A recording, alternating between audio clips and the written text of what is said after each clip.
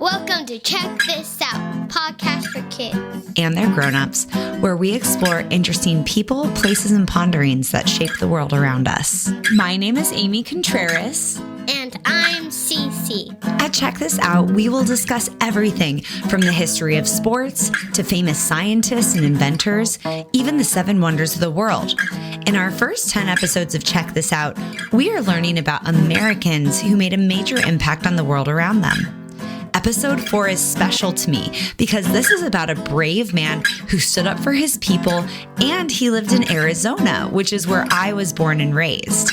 In today's episode, we are going to learn more about the Chiricahua Apache warrior and medicine man, Geronimo, and how he fought for his people and why we still talk about him 100 years later. Listeners, keep your ears open. Because at the end, I'm going to highlight 3 interesting facts you can continue to research on your own and check out more after the podcast is done. To understand Geronimo and his life, it is important to get an understanding of what was happening in the United States as Geronimo grew up and became an adult. Geronimo was born in 1829, and he lived until 1909. This means he died 116 years ago. That was a long time ago. When Geronimo was alive, that was a really complicated time in American history. To give you some context, here are just a few things that happened over the course of his life. The Trail of Tears happened from 1831 to 1850. This was a forced relocation of thousands of indigenous Americans to reservations from their ancestral homelands. Check This Out, we'll be doing a full episode on the Trail of Tears in the future if you want to learn more. The Mexican-American War took place from 1846 to 1848. This war resulted in the Treaty of Guadalupe Hidalgo, where Mexico ended up ceding a lot of what is today the Southwest to the United States. Ceding is a fancy word for giving the land over. New Mexico became a U.S. territory in 1850, and the Gadsden Purchase happened in 1854, which gave the United States even more Mexican land that today is Arizona and New Mexico. The Apache Wars occurred from 1846 to 1886. The Apache Wars were a series of conflicts that happened all across the southwestern United States between the Apache Nation and the U.S. Army. The American Civil War took place from April of 1861 to May of 1865, and Arizona became a U.S. territory in 1863. These are just a few highlights of some major activities that took place in Geronimo's life in the part of the United States that he was living in. Listeners, it's important to remember as we look back at certain people or moments in American history that our country is not perfect. There have been a lot of challenging moments in the history of the United States. But that's why we look back, so that we can understand where we come from. Check this out. If you live in the United States today, you live on indigenous land. There's a really cool website you can check out with your grown-ups to learn what indigenous land you live on. I encourage you to go to the website native-land.ca.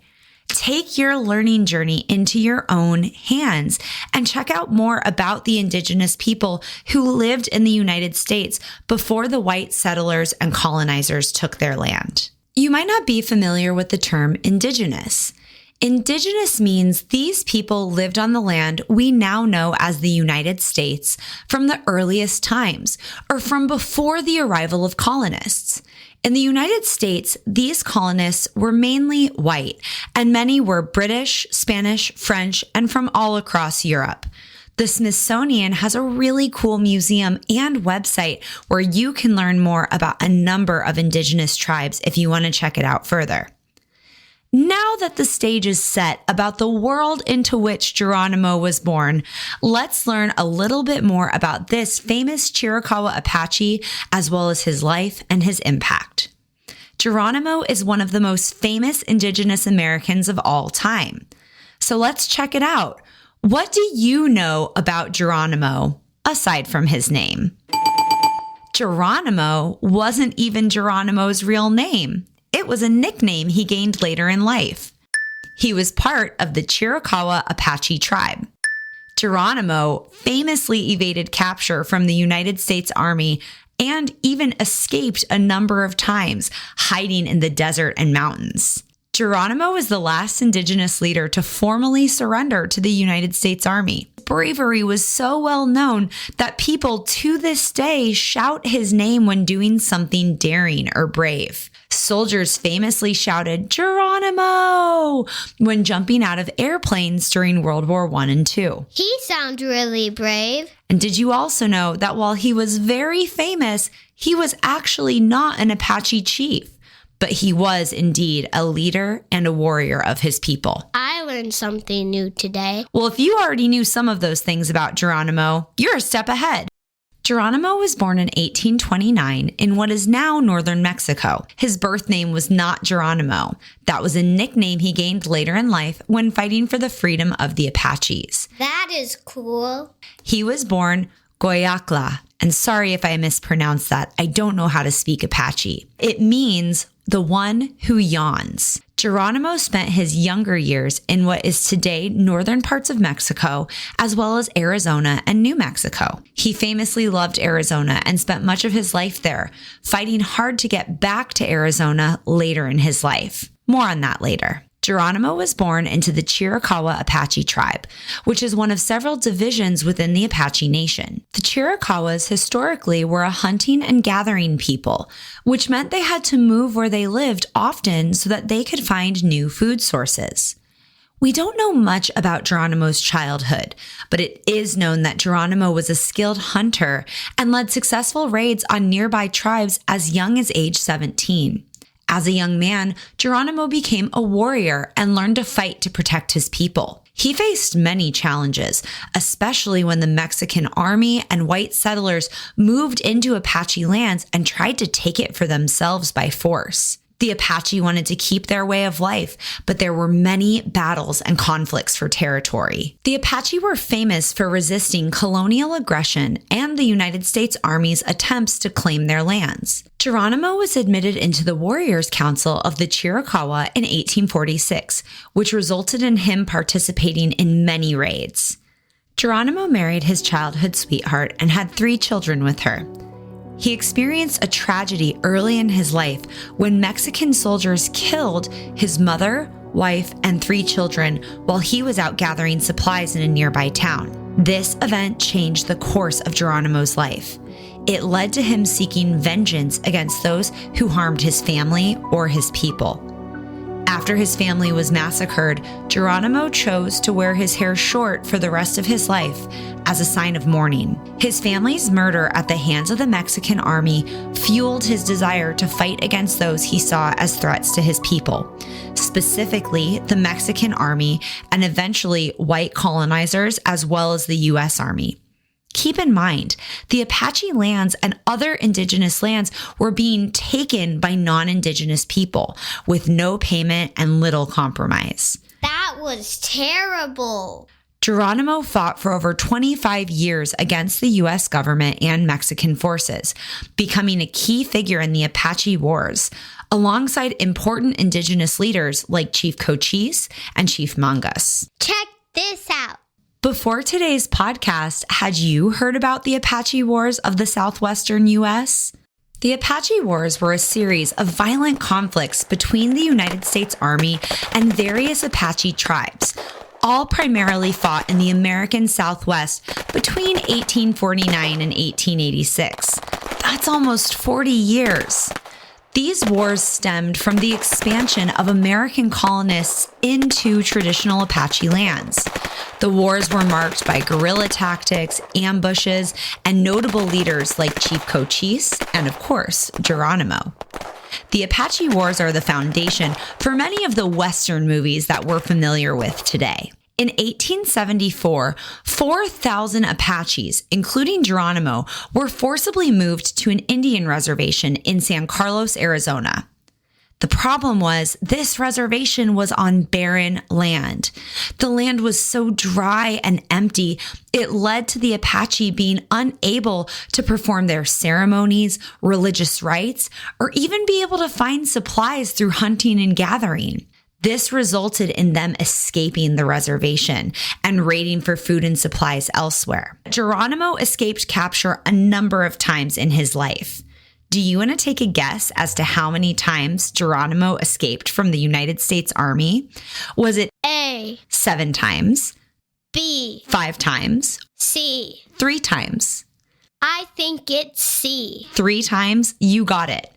His famous escapes made him notorious, and boy did the newspapers love covering his escapades, especially because once he escaped, he was really hard to find.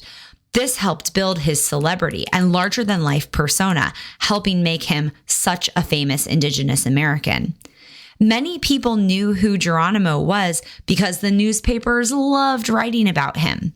Here's a little more info on his escapes. In 1876, Geronimo and some followers escaped the reservation they were forced onto in Arizona and fled to Mexico. They weren't captured until 1877. In 1881, Geronimo fled to the Sierra Madre Mountains in Mexico after the United States Army began arresting prominent Apache warriors. In 1885, Geronimo and about 150 followers fled the reservation one last time. It took over 5,000 white soldiers and 500 Indian soldiers to capture Geronimo and his final band of 37 people before his final surrender and last capture in September of 1886. What an amazing story! Check this out. Geronimo was the last Indigenous American leader of any tribal nation to formally surrender to the United States Army. Whoa! After his final capture in 1886, Geronimo was put into a labor camp, and while he tried to assimilate into white culture, he really struggled. He farmed and he joined a church, but the church kicked him out because he liked gambling, which was not allowed. Geronimo hated farming and what he called the white man's road, and he missed the Apache traditions, the desert, and the ways of life. He desperately missed Arizona and repeatedly asked to be allowed to return, but was denied by the United States government. Geronimo spent the last 23 years of his life as a prisoner of war. The last 14 years of his life were spent as a prisoner at Fort Sill in Oklahoma. Because of his fame, Geronimo did travel a bit in his years as a prisoner of war, with things like World's Fairs and Wild West shows. These types of shows were very popular in the late 1800s. He was seen as a person of great curiosity and fame, even after all the raiding, battles, and escapes. Geronimo drew huge crowds when he would travel with these shows. Geronimo died of pneumonia in February of 1909 and is buried at Fort Sill in Oklahoma, where he was held prisoner for the last 14 years of his life. Sadly, he was never permitted to return to the Southwest. Geronimo became a symbol of resistance and is remembered for his courage and fighting spirit. He continues to be an important figure in Indigenous American history. His story teaches us about bravery, perseverance, and the importance of standing up for what you believe in. Here are 3 of our favorite facts. 3 facts about Geronimo and the time period he was alive that you can check out further. Number 1. Learn more about how Geronimo got his nickname. There are a lot of theories. Some even include that the Mexican soldiers would call out to St. Jerome for help when fighting against Geronimo. Although Geronimo lost his wife and children to Mexican forces when he was younger, he married again. Learn more about Geronimo's family and his children. Geronimo had a belief that bullets couldn't harm him. Learn about how often he was injured and how often he recovered, and why this helped build his fame. Bonus: learn about the other famous Apache leaders he worked closely with, like Chief Cochise. By now, if you've been listening to our podcast, you know we don't just love investigating cool people, places, and ponderings from history. We also love to rhyme. Now we're going to share with you a poem we created about Geronimo to help you remember his impact and why we remember him today as a famous American. When you hear the name Geronimo, remember a brave soul ready to go. With a heart full of fire and eyes on the prize, he fought for the Apache. Oh, how they would rise. Through trials and strife, his courage shone bright. For family and land, he stood up to the fight. With bravery unmatched, he would not retreat. Against mighty foes, he faced every feat. Through battles and intrigue, he found a way. His legendary escapes, famous to this day. While history found him captured and held, his legacy lives on, one who would not meld. A symbol of strength in our minds he'll remain, Geronimo's spirit, a warrior through pain. At the Check This Out podcast, we know it can be hard to know if the information you find online is accurate. At Check This Out, we use verified sources to build the stories you hear about. Our sources for this week's episode are Encyclopedia Britannica, the Smithsonian Institute, the U.S. National Archives, History.com, and the National Park Service. Thanks for exploring with us at Check This Out. Make sure to subscribe so you're the first to hear about new episodes and ponderings. Thanks for listening.